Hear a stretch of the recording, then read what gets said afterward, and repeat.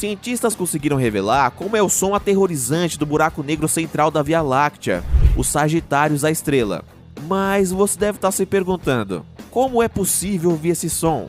Afinal de contas, o som não se propaga no espaço. O barulho que logo iremos ouvir é o resultado de um processo de sonificação, ou tradução em som, da primeira imagem feita pela rede global de telescópios Event Horizon Telescope, do buraco negro supermassivo da nossa galáxia. Para mais informações, leia a descrição do vídeo. Assim, é isso que ouviríamos, caso o som pudesse ser propagado no vácuo.